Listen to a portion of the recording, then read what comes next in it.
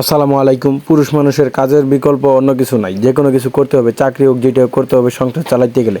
তো প্রথমেই বলে রাখি, ভিডিও শুরুতেই যারা আমার চ্যানেলে নতুন তারা সাবস্ক্রাইব করবেন, লাইক দিবেন, কমেন্ট করবেন। তো এইদিকে প্রচুর পরিমাণে তাপমাত্রার কারণে আবার অনেক দিন থেকে বৃষ্টি হইতেছে না, ক্ষেতের চাষাবাদ জমিগুলো একবারে শুকায় হা করে আছে, মনে করেন যে পানির অভাবে।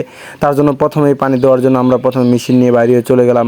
আমাদের বাসা থেকে একটু দূরেই বোর্ডিং, আর ওইখানে যাওয়ার মতো রাস্তা নাই, যেহেতু তার পাশে বিভিন্ন শাকসবজি বা বাদাম সব কিছু চাষাবাদ করা হয়েছে, এই জন্য রাস্তা নাই, তাই ঘাড়ে করে মেশিন নেওয়া হচ্ছে। আর মেশিন নিতে খুব একটা কষ্ট নাই, দুইজন লোক যেহেতু বিভিন্ন নতুন আইটেমে মেশিন নিতে হয়, নেওয়া যায়। তো যাওয়ার পরে দেখি বোর্ডিং ভালোভাবে ঢাকনা দিয়ে একবার ঢেকে রাখছে, যেন কোনো প্রকার ক্ষতি না করে গরু ছাগল অথবা যে কোনো কিছু। আর বিশেষ করে বোর্ডিংয়ের নিচে দেখবেন যে অনেক সময় ইঁদুর ছিদ্র করে দেয়, তার জন্য লিক করে, পানি ভালো ওঠে না।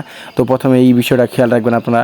তো এরপরে মেশিন বসানোর জন্য ভালোভাবে আপনার রাখা হচ্ছে, মানে জায়গা করা হচ্ছে। আর যেহেতু মেশিন ভালোভাবে না বসলে পানি মনে করেন ঠিক মতো উঠবে না, হয়তো অনেক সময় ডিস্টার্ব করবে। তার জন্য প্রথমে আগে মেশিন বসানোর জন্য ভালোভাবে জায়গা করে নেওয়া হচ্ছে। আর টিউবওয়েলের দেখেন ডিজিটাল হাতা, হয়তো হাতা ভাঙে গেছে, তার জন্য মোটরের পাইপ দিয়ে লাগানো হয়েছে, যে নতুন মডেল এটা আর কি। তাই এরপরে ভালোভাবে মেশিনটা বসায় নেওয়া হলো। নেওয়ার পর আবার মনে করেন যে টিউব দিয়ে ভালোভাবে বোর্ডিংয়ের সাথে অ্যাডজাস্ট করে বাঁধে দেওয়া হচ্ছে, যেহেতু যদি কোনো প্রকার লিক যদি না করে আর ভালো পরিমাণে পানি উঠে। তার জন্য প্রথমে বাঁধ দেওয়ার পর দেখি উপরে আবার টিউবওয়েল বসানোর জায়গায় থ্রেড নাই। টিউবওয়েলটাতে বসবে সেই থ্রেডটা অবশ্য নষ্ট ছিল, তার জন্য আগে কাপড় মানে তেনা পেঁচায় দিয়ে ভালোভাবে টিউবওয়েলটা বসায় নিয়ে ভালো শক্ত করে আমি আর আমার ভাতিজা সহ টাইট করে শুরু করে দিলাম। এবং ভালোভাবে টাইট হওয়ার পরে যদিও অনেক এই খুঁটি আছে সাইডে, যদি একান্তই নড়ে তাহলে বাঁধ দেওয়া যাবে। তাই এরপরে পানি উঠানো হয়ে গেল।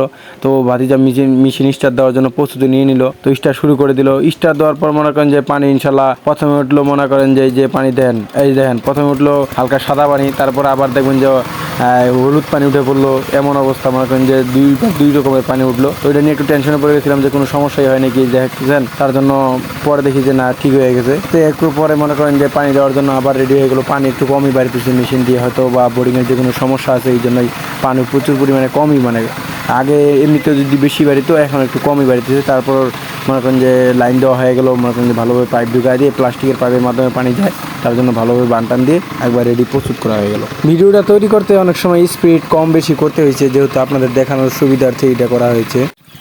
তো এই যে দেখেন পানি আসতেছে, ভুট্টা খেতে পানি দেওয়াতে কতটুকু কষ্ট করে সেটা আমি জানি। দেখতেন পাতাগুলো এখানে হাঁটাও যায় না, শরীরের পাতার যে শুঙ্গার মতো ইয়াগুলো আছে দেখতেছেন হালকা হালকা, এইগুলো কিন্তু প্রচুর শরীরে চুলকায়, এই কারণে পানি দেওয়া খুব কষ্ট হয়ে যায়।